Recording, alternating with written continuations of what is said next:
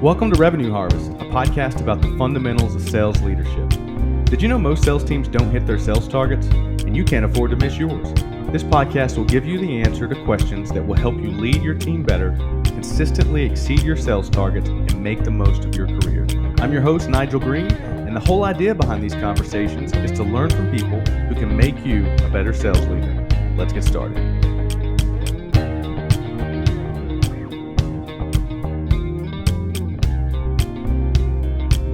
Nancy Duarte, how are you? I'm doing good. How are you doing, Nigel?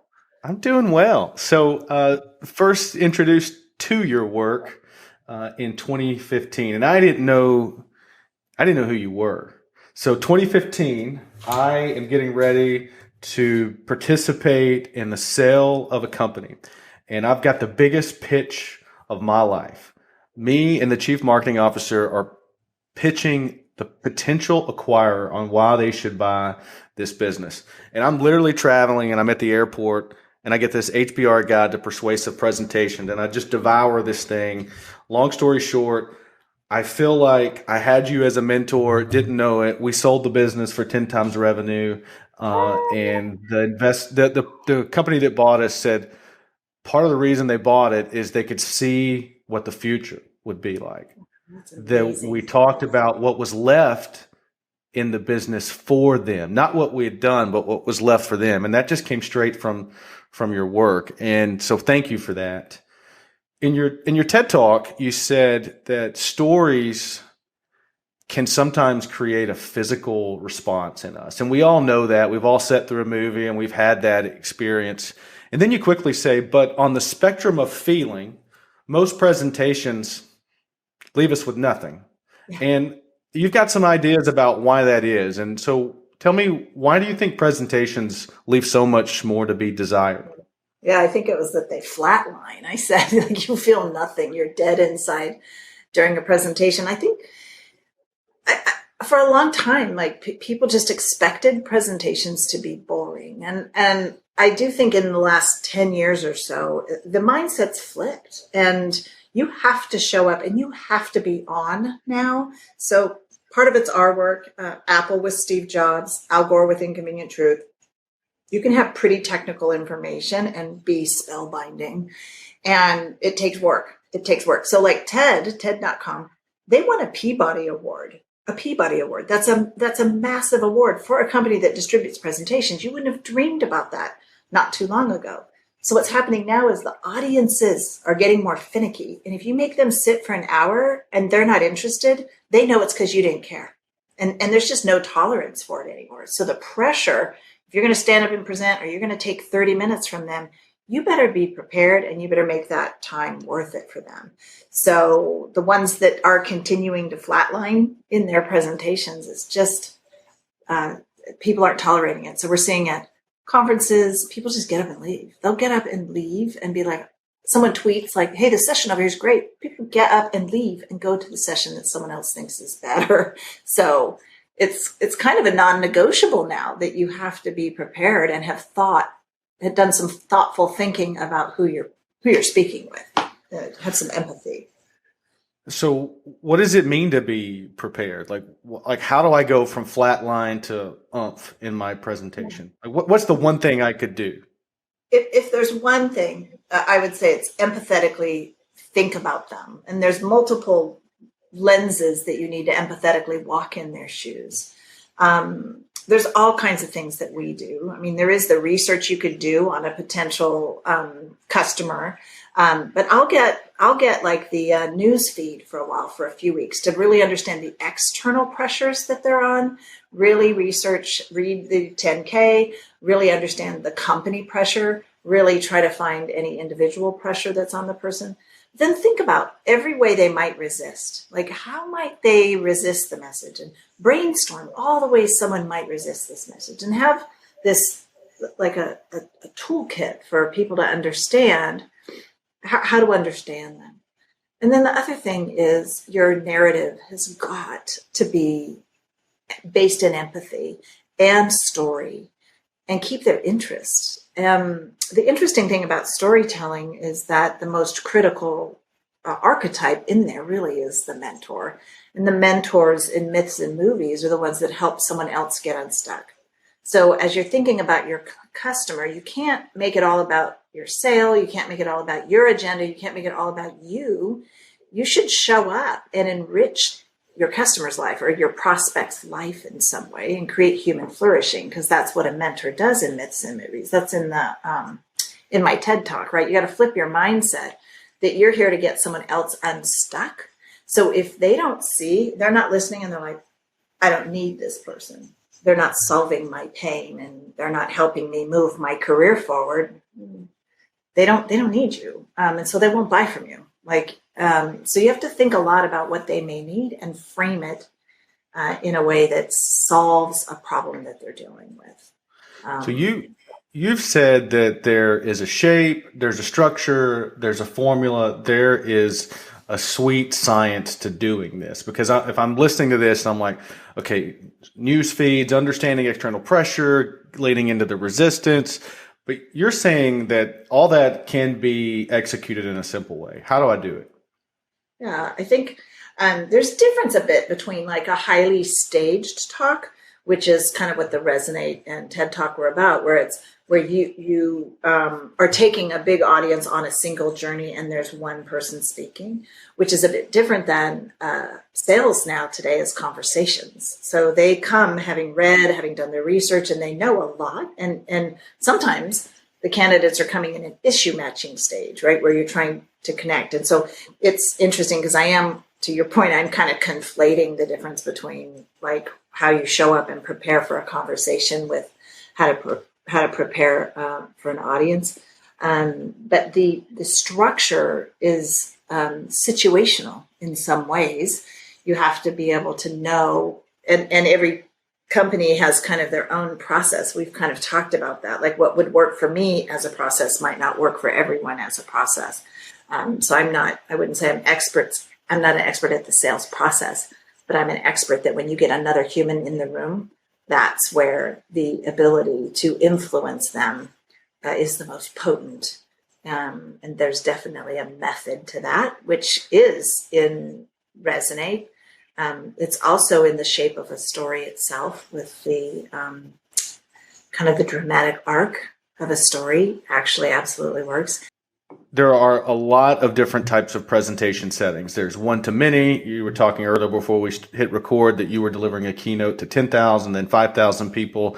A lot of my listeners are delivering a message to one customer, right? So they're salespeople or they're a sales leader, and they have something really important to communicate to a handful of people in an intimate setting, whether it's a group of decision makers, whether it's you're trying to instill big change within your team, or maybe you need to get the board or the executive team to think about something differently. Talk about how I can get better at getting buy-in and gaining influence in those one to few audience situations. Yeah, I think it's a lot about everything I say will come back to empathy, right? Empathetically understand who you're talking to, how they're stuck, what's their pain point. But you also have to realize it's not like one meeting is going to transform their hearts and mind. It's a bigger process. And so different people process information in different ways. So we have the moment in the room. You can actually use some of the insights from my TED Talk, and the book Resonate, because once you are in the room, you can command the room with sound bites in the conversation that do compare what is, what could be, what is, what could be, what is, what could be. And that structure is sound, and it is a persuasive structure. And you can craft your sound bites that way. But if you look at the bigger journey, there may be a moment where you need to send them a slide doc. And we have a big free book at slidedocs.com where you craft a one-pager or a few-page document. Then they read it, they digest it, and the whole thing's really centered around alignment around this document. So there's just a completely different modality in how you do it. We do a ton of psychometrics at our company. And I know there's some companies that are emerging right now where they have a very high probability of completely understanding the DISC profile, the Enneagram, the Myers-Briggs. Like it'll feed it to you and it'll say, we're highly confident that this person is a D in the DISC profile, an ENTJ in Myers-Briggs, and an 8 in Enneagram. And then you know that they're going to be a champion. And then you can approach them and their ego in a way that does that. So there's so many tools emerging right now through artificial intelligence to help you get to know who you're talking to. And then you need to map everything you're saying into empathetically understanding them. Everything should be about what they need and not what you need. Because you shouldn't just send them all your materials and send them the boilerplate stuff.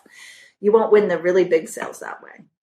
Let's talk about this slide doc for a moment, because I think there are a lot of folks listening saying, what is a slide doc? And I want to set this up for them.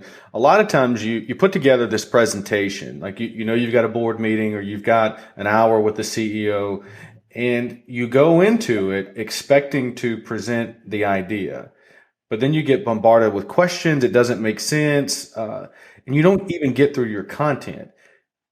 Enter the slide doc. So tell me why there's probably a better way for those meetings than to even build a presentation. Yeah, there's a lot of momentum building right now around the elimination of presenting altogether. Like Jeff Bezos has the 6-page memo. Sheryl Sandberg said no more PowerPoint. So people are saying, oh, you shouldn't use these presentation tools. Whereas in reality, they're very powerful as like a visual document. So many people make visual documents and presentation tools. They don't want to have to go out to a big expensive Adobe product. It's just pervasive. And they're dense. They're more dense than you should use in a stand and deliver presentation. But you can actually make them more dense, like put enough information, beautiful hierarchy, great pictures, and create a document that you send as a read ahead. And you can create a document in presentation software that you have as a leave behind. It's all customizable. Sales enablement should definitely all be in presentation software, so it's modularized and it's able to be customized. So a slide doc basically lets you complete and do full thinking. You write paragraphs, you write complete thoughts, and it's dense, but you never stand and deliver it. So what we recommend is that you get higher and higher up in the C-suite and you're able to present your ideas. You maybe have a story and you say, hey, I'm going to take 5 minutes. I just want to get this 5-minute narrative out. I know we have 30 minutes. I'll get the 5-minute narrative. I have 200 backup slides here, and it's an appendix. That's where your slide docs are, right? All your documents, your charts, your graphs that went into formulating your 5-minute arc. And then you open it up to Q&A, and you have 20. You might want to hop up and whiteboard out a big network diagram that's going to work if you're like a technical consultative salesperson. There's all kinds of ways that you can use the 25 minutes in the meeting for them, your audience, your executives, or whoever you're speaking to, for them to pull out of you what they need to make a decision. So you do an arc. They ask questions. You could pop these slides up. There's ways to make a kind of like a bingo card where you can click and it would jump to sections in the back. And then you have all the backup to what you need. So again, slide docs are like a read ahead. Then you present in the room, but you make sure it's all kind of navigable and very tiny, crisp, clear, short narrative. And then you follow up again with a slide doc, and that's the follow-up material. It's enough to read. It's very skimmable. They're beautiful. There's, I think there's four templates up there. We make them 4x3 and 16x9. And it's amazing. Go in and like hit tabulate on the body copy and stuff, and they're beautiful. So you can go put your own logo in it, and you can use the guts of these templates that we did that are really well done. It'll be easy for you to make a beautiful slide doc if you pull the templates down. Yeah. So if we'll put some links in the show notes, she has done a lot of work to build some really powerful, beautiful design tools. In your book, Data Story, Nancy, you talk about this executive summary. And so I see a lot of decks for companies that are raising money or quarterly reports. Yeah. And I can't tell what they want me to understand. Like it's a lot of stuff. It's a lot of numbers. And I just can't make sense of it. But when I look at your executive summary, I'm like, why can't I get this all the time? And so what is it about that one? And the executive summary is just a piece of a slide doc. But what is it about that makes it so simple and so convincing? Yeah, that's so great. So the executive summary we set up as the second page of a slide deck. So there's the cover and then the second page. And that should be your point of view about the action that needs to be taken. It's built in a 3-act structure. And it's just like, it could be 3 short paragraphs, or you can unpack it better, but it basically tells you in narrative form, the first chapter, first paragraph, you could call it, needs to establish what the current state is. So right out of the chute, you would say what the problem or opportunity is you found in the data. That's the current state. The data says this problem, or the data says this opportunity. That's the first paragraph. Let's stop there for a second. So I want to make sure everybody's, so the application could be, we've done some discovery with a customer, or we're getting ready to present some findings or some opportunities to our team or the management team. So Act 1 is, what is reality? And it's just narrative form, what we found, right? Right. Yeah, I guess I should have said what. That's okay. No, we're here now. So we've got Act 1 that is, here's what's going on. Yeah. Here's the current state. So it's the data story is about the findings in the data. And to your point, it could be to executives, customers, internal stakeholders. It could be a project status, whatever. But when you dig around in data, it's pretty binary what you're going to get out of it. You found a problem, or you've identified an opportunity. So that's the first thing you do in the first paragraph, is you say, I found this problem or opportunity in the data. And then do we want to characterize the problem now, or like how is it good to just be super objective about it?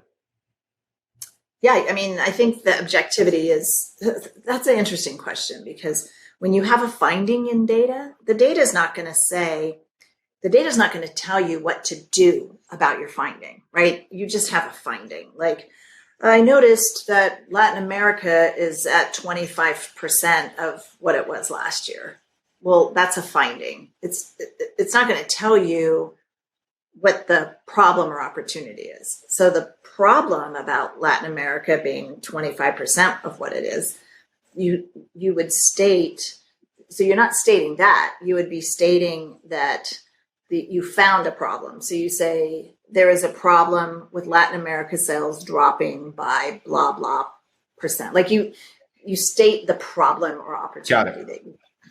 Okay. The middle is, in storytelling, is known as the messy middle, right? So then there's this actual statistic that you want to actually turn around. So that would be the number that isn't going the direction that you think it could go. And that's the statistics. The third act is, therefore, we need to take this action to have a positive resolution to this story. So it's like, here's our normal, here's the problem opportunity I found, here's the data that supports it that needs to be transformed, and here's the resolution of it. It's 3 acts, and the middle part is the data that needs to be different than its current state. Now that's what transformation is. That's what we love about story. We love watching someone transform. So that's why that number would be in the middle. I have examples, like if it helps, I pulled up a couple examples. Well, let's walk through an example, because I'm wondering, like a good practical Act 1, 2, 3 that might help drive this point home. Yeah. So I have it in front of me. So the beginning could be something like, we projected double-digit growth for product X within 6 months. And this is the middle. Only 3% of the sales team downloaded the new presentation material from the sales portal. So this is the ending. We need to retrain. That's the verb. That's the action. We need to retrain the team immediately on how product X is going to drive our long-term growth strategy. So the final act always has an action or a verb, so that you know how to have, like, what you could call a happy ending. And so that's kind of an example of one. Got it. So here's the opportunity or problem. Messy middle is characterizing the variance. Like this, it's either good or bad. And then the third act is, here's what we need to do. And it requires action to impact it. And then, so that's, if you're listening to this, it's podcast. You should be on podcasts talking about data story, because you said it so clear right there. Okay. And then I see this sometimes in the presentations. We're going to do 48 things. And it seems like, well, we can't do all those things. So like when you think about an executive summary, how much is too much? What's the sweet spot of, even if we're going to break it down in 3 acts, what's the sweet spot of interventions or opportunities? Yeah, I think that the executive summary is like one page that sets up a bigger document. So that bigger document could be 2 slides, two pages worth of material. It could be 50. Depends on the scale of it. Like sometimes to get executive buy-in, you have to thought through it pretty deeply because their next obvious question should be answered on your next slide. So you should at least know the path that an executive's mind may go to be able to have teed up. Sure thing, they turn the page and their next question was already answered. So I think it depends on the scale of the problem you're solving. So if you're kind of like, I wonder how billable this department was this month, that's one statistic, is different than we need to re-engineer all of how we track all of our inventory around the globe. Like that's a big thing. Like tracking your entire supply chain is different than knowing one statistic from one department. So the scale of the problem you're trying to solve will drive the scale of the slide doc, the scale of the summary that you provide. Got The it. cool thing about a slide doc is, let's say you decide 5 pages is awesome. You know, McKinsey and the big consulting firms are known for doing what's called the Thud Factor. They would print out their deck of the problem they solve for you, and they would go, boom, and they would just drop it on the desk, and it would make a big thud, right? Because the thickness of it made it be like, wow, that was probably worth $1 million, you know, because they could just thump it down. Well, what you can't have the thud factor when you're sending digital files. So you can have the first 5 or 8 slides be just beautifully done and really clear and really well crafted. You can have 100, 200, 500 backup slides. Like slides are practically free. So put as much information. That way, if they're curious, they could just keep on clicking and make it organized and structured. But people don't talk about appendixes anymore, and put a big old appendix in there. They'll be impressed, right? Just say, hey, you only need to read the first few slides, but if you're curious, there's a great big appendix in there you can cruise through. And some people want that kind of detail. I think that's a really great piece of insight for sales leaders that have quarterly board reports or monthly executive team meetings. Your presentation doesn't need to be all of the nuance. Your presentation really needs to be Nancy's format for the executive summary. 2 or 3 interventions over the next 30 to 90 days that clearly states the problem, characterizes it, and then tells the board or the management team what you're going to do to tackle the problem. A few more detail-driven slides to support each of those opportunities, and then throw the rest of it, like how you got to these conclusions, throw that in the appendix. Don't put the board's busy; they're not going to read all that. But it is important to show them that you did the work. Exactly. It's impressive, actually, when they're like, they just sent me 200 slides. You know, you only need to read the first few, but it just shows how much effort you put into coming to the conclusions. And they won't question it. They won't question that it wasn't thoughtfully prepared. No. So if you're looking, I think that's the golden nugget right there, is that your presentation probably just needs to be restructured, and you'll get the influence, or you'll get the buy-in that you need from the board. It's just making it more simple for them. So let's switch gears. 2020 was a tough year for a lot of leaders because they had to implement change.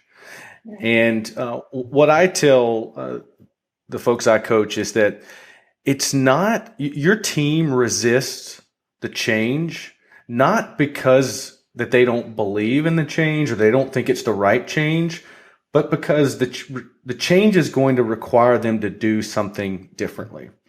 And you talk about resistance, and so I want you to speak to the sales leaders that are having to communicate really difficult changes that need to happen in the business, and the importance of not ignoring the resistance, but actually speaking to it. Yeah, you're talking about sales leaders that are transforming their own departments. Yeah, they may have to make real tough changes inside the organization around compensation structure, or how we do the job every day, or what we're going to take to market. And that creates a lot of resistance. Yeah, organizational change is so difficult. I know even during COVID, my emotional fuel and my levels and how I showed up was like flipping so fast. My husband was like, I can't have you work from my office, because like I would be on the veranda, I would sketch a future org. And then I would come in and then I had to lay someone off. And then I was like, hi, and then I had to modulate. I'd be like, and then I'd be in this meeting and then I could be excited, but then I had to be crying. Or then it was just like, and my point is back to empathy. You need to know where the person you're talking to is in their journey. Because a lot of times the leader is in a different place in the story than their travelers. We call it the torchbearer leader who has followers. So you look at like Frodo traveled with a bunch of people, right? And you have to understand what is the emotional fuel people need and where you're at in the journey. So Patty Sanchez and I co-authored a book called Illuminate. And in it, there's 5 stages of a transformation journey. So it's a 5-act structure. And there's the dream, the leap, the fight, the climb, and the arrive. We looked at movements, all kinds of movements, from the software movement to the civil rights movement. We looked at stories, but not just anecdote stories. We looked at epic length tales where it's like, has vast, moves over vast amounts of space and time and generations, because that's what these big change initiatives are like. And it's dream, leap is act 1. Fight, climb is the messy middle, and arrive is the 3rd act or the ending. And it's the fight, climb phase that is fatiguing for your followers. So like when I'm out on my veranda dreaming about the future, I'm in the dream phase, but my team is in the long slog climbing up. They're in the climb phase. And it's easy as leaders to be like, oh, we're in the climb phase. Let's use the metaphor of passing a baton, and you're just like, that's not emotional fuel they need when they're in the messy middle. It's like this fight. They need bravery. And in the climb, they need endurance, and you just need to know. There's a great matrix in the book, and it talks about dream, leap, fight, climb, arrive across the top. But then it says what types of speeches, stories, ceremonies, and symbols that you need at each stage along the way, so that they have the fuel they need to show up in that phase and perform well. It's a powerful book. So we, as leaders, and we're communicating change, we're in the story and we play a role. And you say, become like the mentor in a story. What does that mean?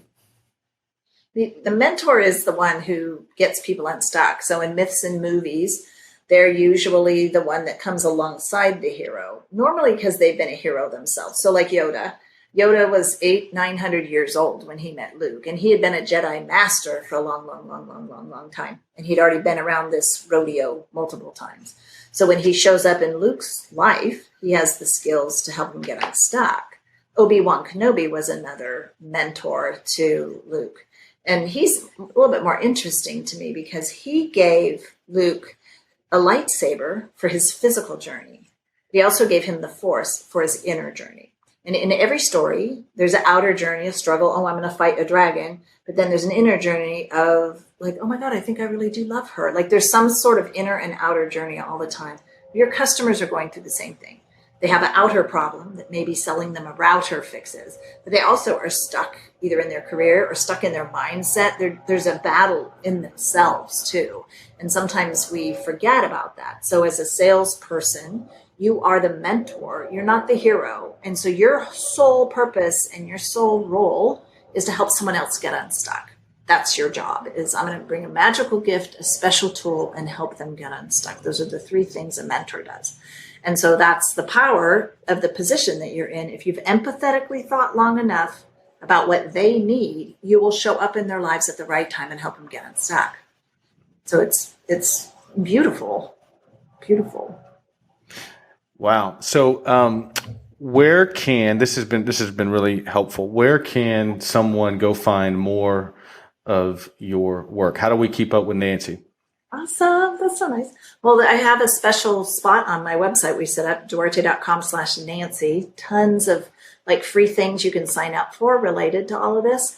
I'm on Twitter at Nancy Duarte, and I'm on LinkedIn. I do connect to everyone that connects to me on LinkedIn, so that's how to find me. We have Instagram and all that. We have all those stuffs.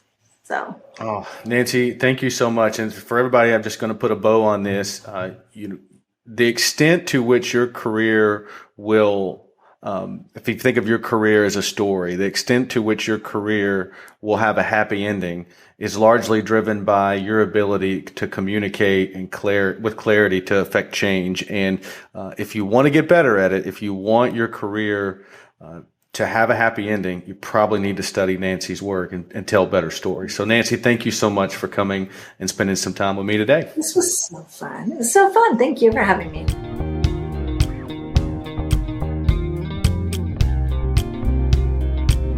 Koula, welcome to the podcast. Thanks, Nigel. So glad to be here.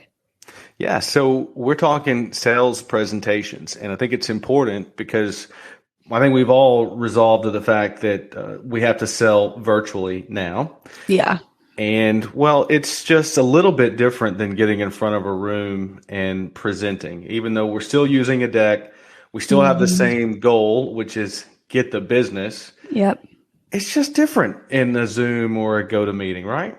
It is different. Here's the thing that's so interesting. When people are behind a computer screen, they feel like they're talking to another machine.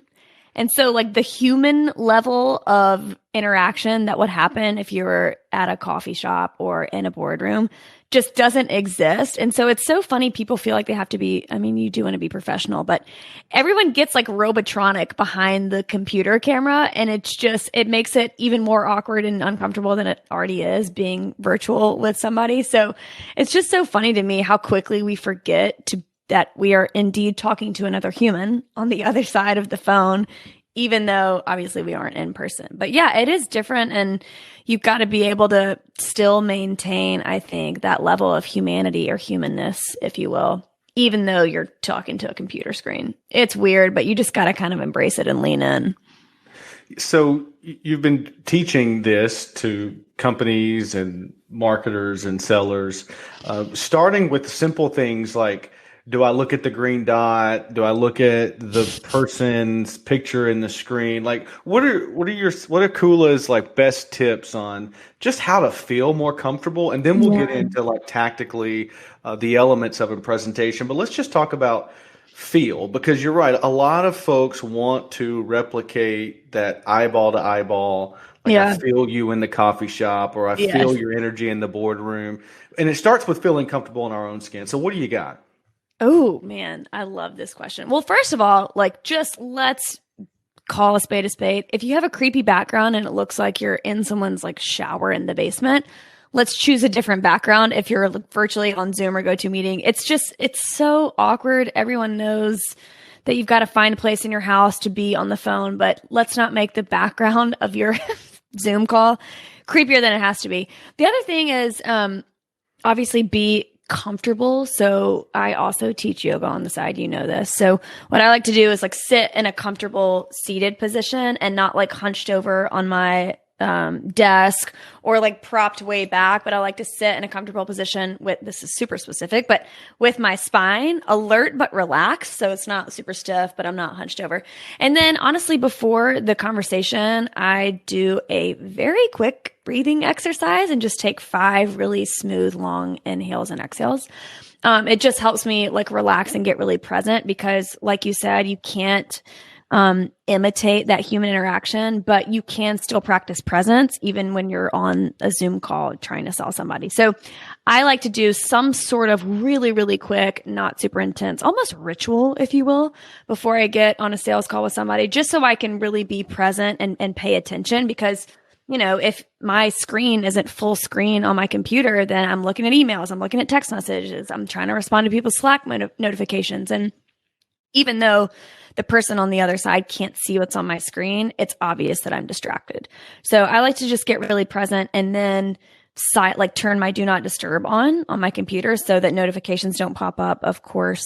And then the other thing in terms of like looking at the green dot or looking at the other person, I naturally just look into the other person's eyes. And here's what I'll say about that. And if you have like a fancy camera set up, you can do this too. But I like to just say to people, hey, I'm actually looking right at your face on my computer screen. So even though it looks like I'm not paying attention to the camera, I'm looking right at your face. So I think another thing that we can all learn from is just like stating the obvious so it doesn't become this unspoken awkward thing, and stating it from the very beginning. That way you sort of even the playing field, if you will. You call out the elephant in the room, and you just get to kind of move into the sales conversation in a way that's a lot more relaxed and natural. So then at some point, once we get relaxed and natural, and we talked a little bit about backgrounds. I am more of a fan of your actual background. I'm noticing that like there are some okay virtual backgrounds, but if your upload speed isn't adequate, like when you move or That's if you fair. move, it Yeah. creates like shadows around you. And then this other thing that I've noticed, Koula, is people using their virtual backgrounds as like some type of platform to promote like a movement or Yeah, something that's that fair. they're into. And I'm like, well, so the danger with that is if you're selling, Yeah.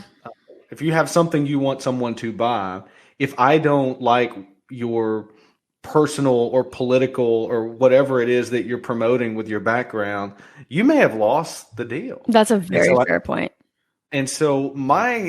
my bias is to just have a real background and do like Kula did and invest in a cool plan and styling your shelf. So, Style but that shelf. at some point, if you are selling, Mm-hmm. your background is going to be irrelevant because you're going to share your screen, Yep. and in that screen ought to be a presentation. And this That's is really correct. where you have a lot of insight. Tell me, when selling virtually, why the normal presentation that you used to carry when you showed up in the office just isn't going to cut it anymore. What I've seen a lot is people rely so heavily on data and statistics and numbers and facts. And that's typically what I see people honestly lead with in sales presentations. And Give me an example of that. okay, so we worked with a really well-known social media brand and training their sales team on how to be great storytellers and sell by using the tool of story.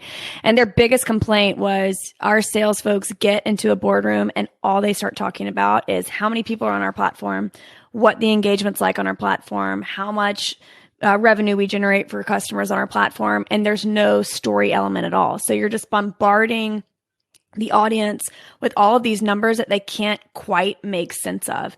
And I think, when we're already on our computers anyways, typing all the time, doing Zoom calls all the time, in this sort of like digital world, when you just add to that noise of statistics and data and things that somebody has to remember, and this is what you need to know to think that I'm interesting enough to give me your money, it just gets lost in the noise. And so what I think is an effective way to sell, not only virtually, but also in person, is to frame all of that data and those statistics and those quote reasons why you should buy our product or service in the context of a larger narrative that people can relate to a lot easier. Because, I mentioned it earlier, when you get behind a computer screen, you kind of feel like you have to be a robot. And so it's like, here, Mr. Robot, here are all the numbers that you need to know to make your decision. And while that's certainly important in a sales presentation, it's more memorable and more important when it's framed in the context of a larger narrative. So that piece of information, if you will, belongs in your sales presentation, just not at the very beginning. And that's what honestly I see a lot of people do. It's just like, hey, here are the numbers. Do you want to sign on the dotted line? And, you kind of have to feel out the person you're selling to. But usually that doesn't work, especially when people are on their computer, on Zoom calls all day long, reviewing numbers, looking at P&L statements, trying to figure out what their profit and loss, situation is, where is overhead going, all of that stuff. So I think breaking up that sort of monotony by framing important data, if you will, in the context of a larger narrative is really what will help you not only authentically connect with the person that you're trying to sell to, but they'll remember what you're saying because it's such a way that their brain can understand and remember. So give me, without disclosing proprietary information, give me a potential reframe. If I'm leading with users and revenue generated, what kind of reframe would you offer a seller that's starting with that approach? That's so good. You're talking about a larger narrative. So let me in on what this larger narrative is. Okay, so the first thing you want to realize, and you know this because you're familiar with the StoryBrand framework, but for those of you listening, I work with a company called StoryBrand, and we teach a communication framework that positions the customer as the hero. So the fundamental paradigm shift that you have to make before you go into a sales conversation is that the person you're talking to is the main character in the story. They're the hero, right? And the only reason your product or service matters to that person is because they have a problem. So data and statistics doesn't matter unless it solves a problem that the hero has, that your potential customer has. So the first thing that you want to do is get to the problem that your customer is dealing with and get to it fast.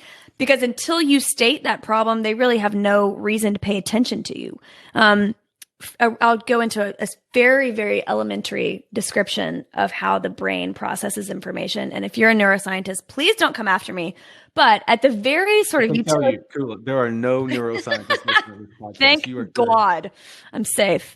Okay, so at the very fundamental sort of primal level, the brain of every human being is trying to do two things. It's constantly scanning the environment for things, that is products, services, people, places that will help it survive and thrive. And then also conserve calories. So what that means for you as a seller is if you don't position your product or service as something that helps your customer survive, and if you don't do it in such simple language, they don't have to think a lot about what you're trying to say, they're not paying attention to you. So a refrain for this social media brand that I talked about earlier would be, rather than leading with, you should be on this platform because here's how many users we have, it's, hey, your message is becoming irrelevant to your target audience, and you're spinning your wheels trying to figure out how to reach them again. When you lead with the problem in a sales presentation, it almost immediately causes the other person to just be like, yes, oh my gosh, I am struggling with that. That's my issue, and I'm trying to fix it. So when you start with the problem, it then frames all of those data points and statistics as important to them because it helps them solve their problem. So now when I talk about, if I'm the seller and I say, hey, I know that your brand is becoming irrelevant to people that to your target audience, and you're spinning your wheels trying to figure out how to reach them still, the other person would, hypothetically be like, yes, oh my gosh, that's our issue and we can't figure it out. I would say, I totally get that. Here is a solution to that problem. And here's why that solution is going to work for you, because we have this many users, this much revenue generated on average from our users, et cetera, et cetera, et cetera. So then, long after that sales presentation ends, that person thinks of me and thinks, oh, that girl has a solution to a problem that I have, and not, oh, that's some girl who spouted out a bunch of numbers. So you want to always start the presentation, or at least get to it really fast, with the problem that your customer is dealing with, which means you got to think about what they're actually struggling with, right? Mm-hmm. If you're selling a product or service, it is because someone needs it because they have a problem. So you need to figure out really what that problem is and how that's making them feel. It's, the sort of emotional struggle, if you will, and then associate your product or service and its credibility as the resolution to that problem that they're facing. So do you think it's wise we're going to set up the problem mm-hmm. and the pain, and then, there's got to be some transition to the resolution, the blissful utopia, right, the success.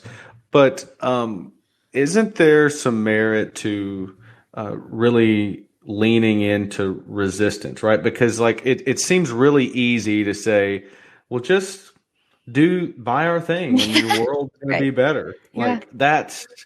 There's this element of, well, we have all these other things that we could do. Mm-hmm. It could be a competitive situation where you're, in an open bid. What do you think about speaking to resistance?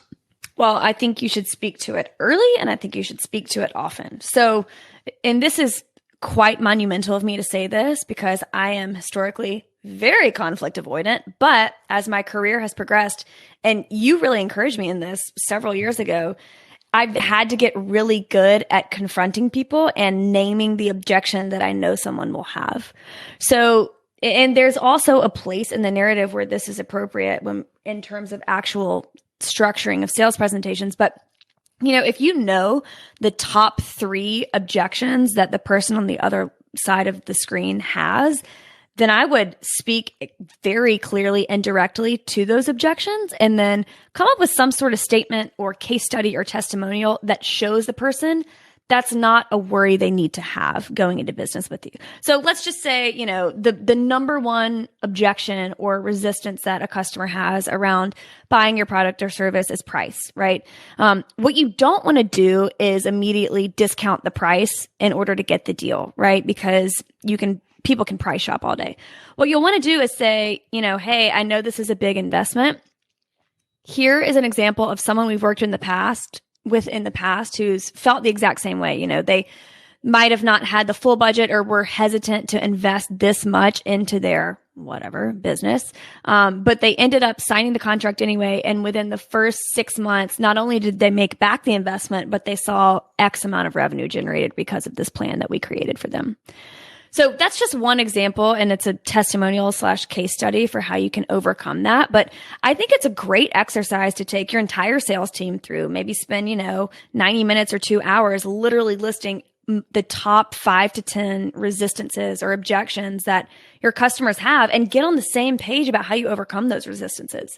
And then teach those people on a sales call to directly speak to the objection and then show how you'll help them overcome that or why that doesn't need to be part of their sort of mental model as they assess who they're going to do business with. So we're going to talk about the problem and the pain. At some place, we have to lean into in some instances, known, in some instances, perceived or anticipated objections. Mm-hmm. Where does this fit in terms of like actual placement of the presentation? Yeah. So we're going to start with pain. Mm-hmm. We've got this nebulous need to talk about resistance and objections. Yeah. And then at some point we have to ask for the business. So like if we had to lay this out in tranches or sections, how does it work best? I'm so glad you asked that. Okay. So here's what I would do. Section 1, if we're sectioning it out officially, section 1 would be the problem, right? What are you dealing with? How is it making you feel? It's really frustrating, overwhelming, whatever. So section 1 is the problem. Section 2 then would be, I would say, talking about the product, but in a way that's benefit focused. So, hey, these are your problems. I understand. So in that problem section, you also want to just empathize with the customer. I get that's really frustrating. I know what you're going through and there's a better way, essentially. Then you can say section 2 would be, quote, product description, but I don't want to say that because I don't want people to think, oh, I can go into all of the nuts and bolts of our product, because that's not what I want you to do there.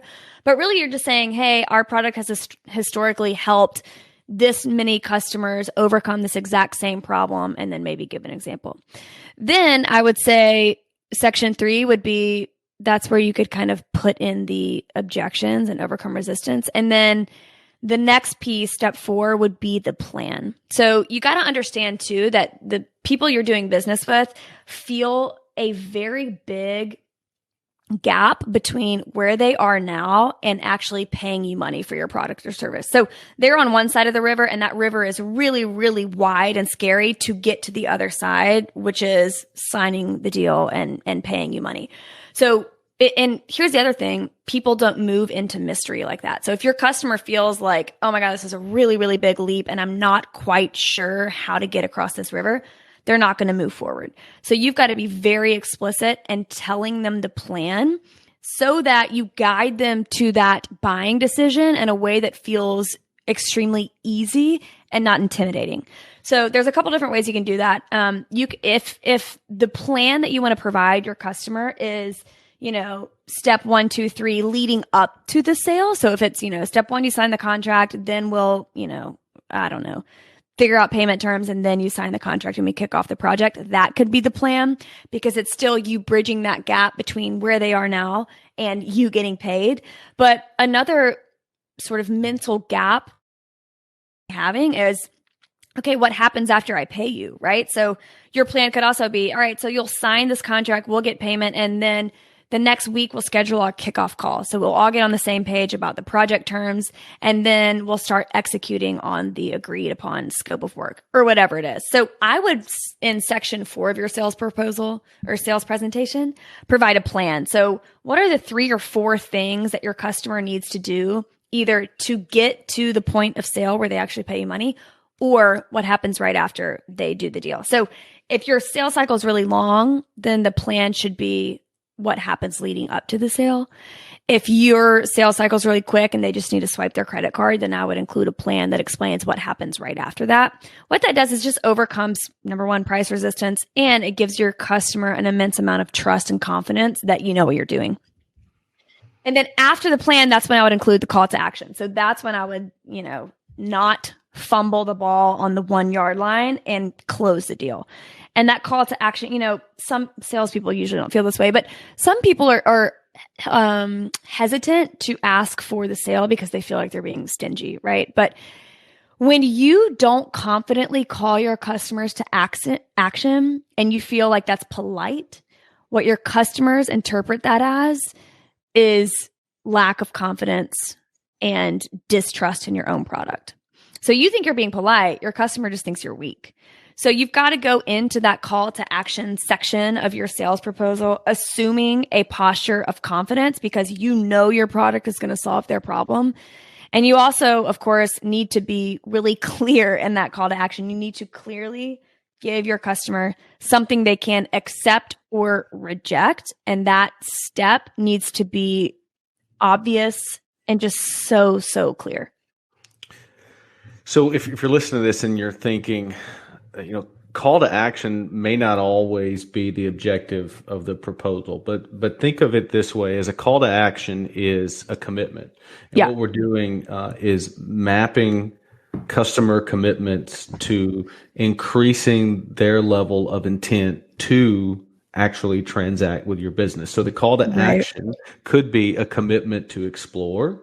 Could be a commitment to collaborate. And Anthony Iannarino lays this out really well in his book, The 10 Closing Commitments. Because you're right, Koula, in identifying early that a lot of folks listening to this have a long sales cycle. So the notion of I'm going to just get your credit card doesn't play out well. And if that's you, then maybe think about through the plan part of your presentation and through the call to action, what commitments are you seeking to gain from the customer along the way? So that's great. You've laid it out in step-by-step sequence.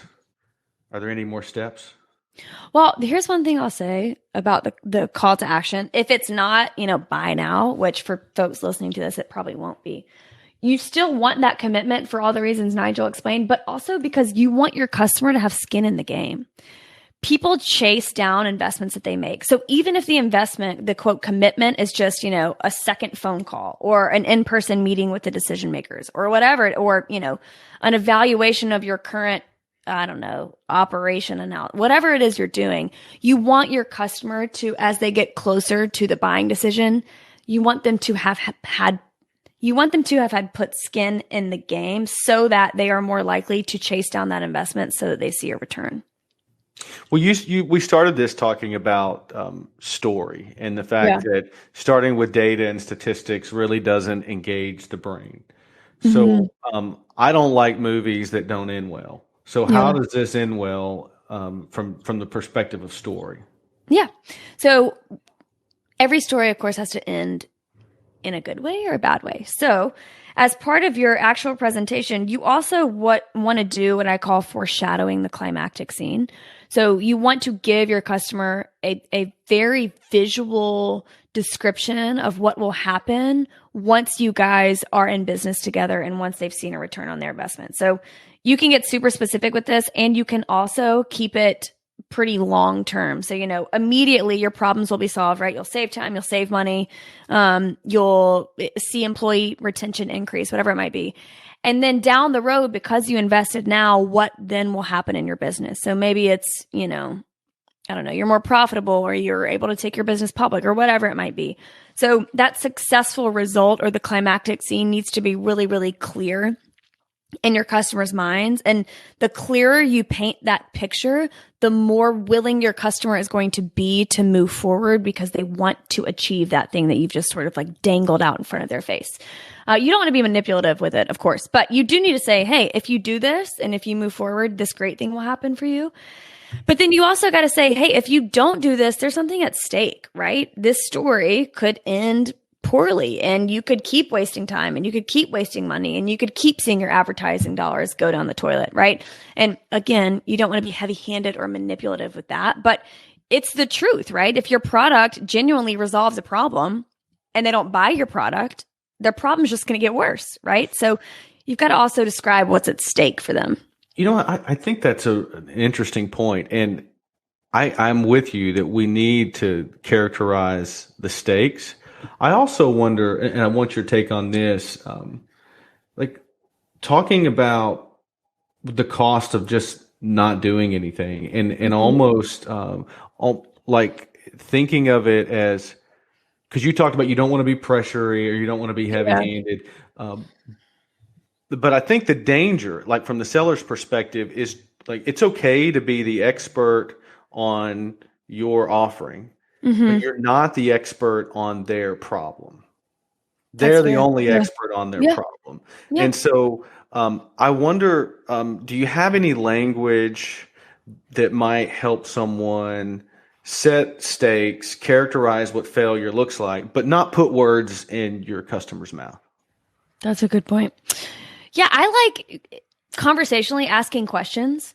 I think that that's a non-invasive way of kind of getting the customer to self-identify, if you will, that something bad will happen. So, you could say, what would happen to your customer base if you didn't make this investment? And that might feel a little heavy. Or, how much more time are your teams going to waste if you don't implement this process into your operation, whatever. So asking questions is again, a non-invasive sort of not heavy-handed way of helping the customer realize what's at stake without it sounding like you're an expert on their problem. Essentially, what happens if you don't do this? Yeah, totally. Let them fill in the blank. Yeah. And if they struggle to do that, then that's when you can be a little bit more explicit and say, if doing this is going to save you X, Y, and Z and make you X, Y, and Z, then not doing it means you don't get those things.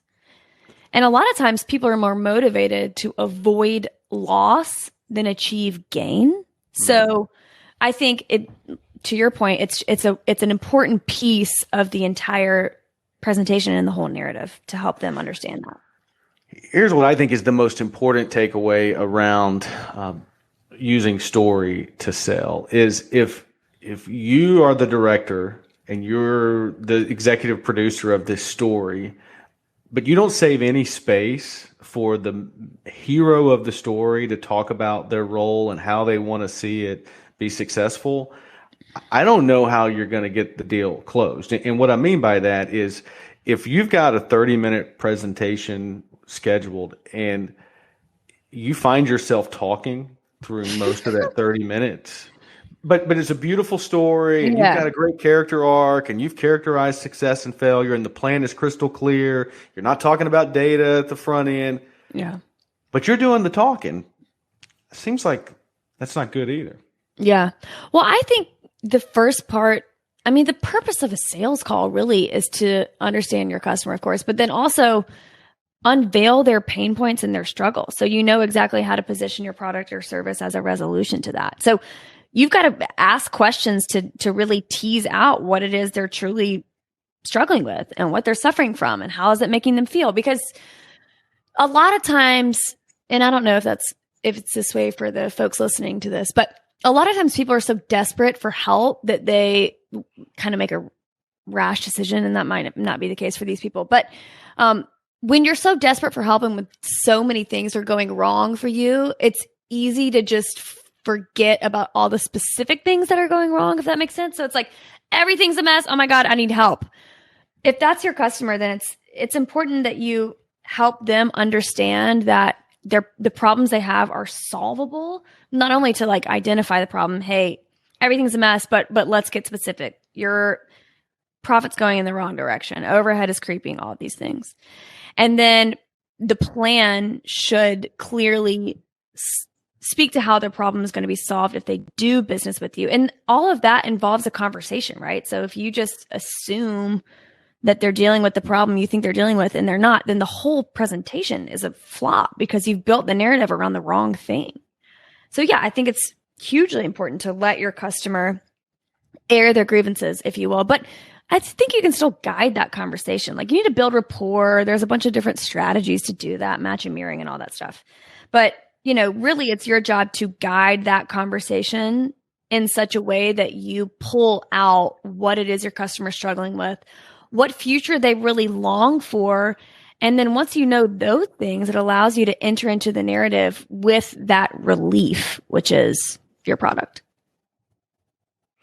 Koula, thank you. So if someone's listening and they wanted to learn more about the StoryBrand framework and how to use story to improve their presentations, where would you point them? I would point them to storybrand.com.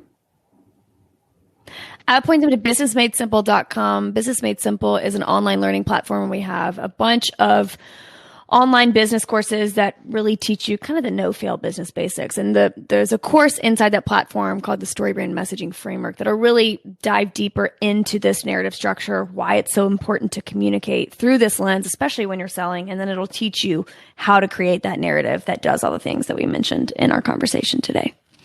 All right. And if you want me to put a bow on this episode, start by feeling comfortable, and that's with body and posture. Yes. And communicating your intent, letting your attendees virtually know where you're looking, why you're looking there. Clean up your background, be thoughtful about it, and think about how you can keep your presentation into 4 of the steps that Koula talked about. Keep it short. Less is more. Start with the problem. And you'll have better presentations. You'll close more deals. Koula, thank you for joining me. Thank you. Music from this episode is from my good buddy Justin Adams. You can listen to Justin's music at Spotify or Apple Music. Thank you, Justin, for the music. And thank you for checking out another episode of The Revenue Harvest.